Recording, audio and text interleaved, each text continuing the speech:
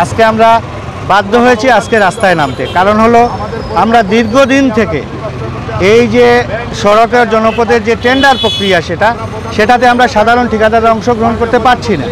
কিন্তু বিভিন্ন সরকারি বিভিন্ন ডিপার্টমেন্টেই কিন্তু এই লটারি পদ্ধতি আছে, একমাত্র সড়ক ও জনপদে সেটা বন্ধ হয়ে গেছে এবং মাননীয় প্রধানমন্ত্রী সেটা বুঝেছেন এবং তিনি বারবার নির্দেশনা দিয়েছেন যে সাধারণ ঠিকাদার যারা আছে তাদেরকে এই প্রক্রিয়ায় অংশগ্রহণ করার সুযোগ দিতে হবে।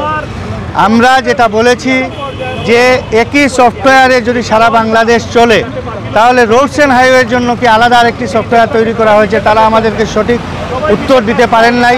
আমাদের সিলেট সড়ক ও জনপথের আমাদের যে রায়নগরে অফিস ছিল সেখানে গণশুনানি হয়েছিল, মাননীয় সচিব মহোদয়কে আমরা বলেছিলাম।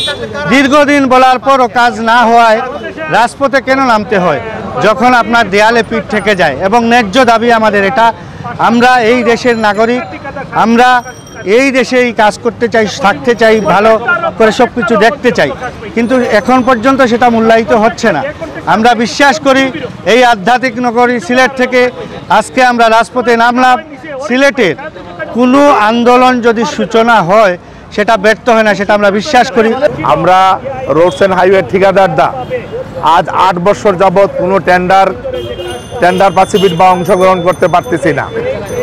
আমরা শুধু আইএমএটির জটিলতার কারণে, টেন্ডার প্রক্রিয়ার জটিলতার কারণে আমরা কোনো টেন্ডারে অংশগ্রহণ করতে পারতেছি না। আমরা মানবতার জীবন যাপন করতেছি, ঠিকাদাররা আমাদেরকে সর্বোচ্চ হারিয়ে যাচ্ছে, আমরা হারাতে বসেছি। আমরা বাড়িঘর ঋণের দায়ে আমরা বাড়িঘর হারাচ্ছি, আমরা কাজ পাচ্ছি না 8 বছর যাবৎ। আমরা শুধু রোডস অ্যান্ড হাইওয়ে বাদে সব ডিপার্টমেন্টে এলটিএম পদ্ধতি আছে, এই শুধু রোডস অ্যান্ড হাইওয়েতে এলটিএম পদ্ধতি নাই। আমরা এলটিএম পদ্ধতি দাবি করতেছি এবং আমাদেরকে টেন্ডারে অংশগ্রহণ করতে দিতে হবে। আমরা সব ঠিকাদাররা টেন্ডারে অংশগ্রহণ করতে চাই, এটাই আমাদের মূল দাবি। রোডস অ্যান্ড হাইওয়েজের কন্ট্রাক্টর ওয়েলফেয়ার সমিতির যত ছোট ছোট ঠিকাদাররা আছি, দীর্ঘ 8 বছর যাবৎ আমাদের কোনো কাজ আমরা পাচ্ছি না, শুধুমাত্র পিপিআরের জটিলতার কারণে। আমরা আপনাদের কাছে, আপনাদের মাধ্যমে জোর দাবি জানাচ্ছি যে আমরা 8 বছর যাবৎ যারা ছোট ছোট ঠিকাদার যারা কাজ পাচ্ছি না তারা যেন কাজ পায় এবং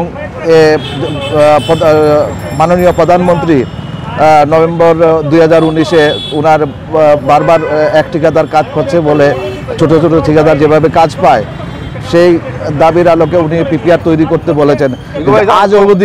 আজ অবধি সেটার কোনো সুরা হয় না। এই শস্যের মধ্যে আমাদের মনে হচ্ছে ভূত আছে। আপনাদের মধ্যে আমরা জোর দাবি জানাচ্ছি এলটিএম প্রথা চালু করে আমাদেরকে প্রধানমন্ত্রী বাঁচান।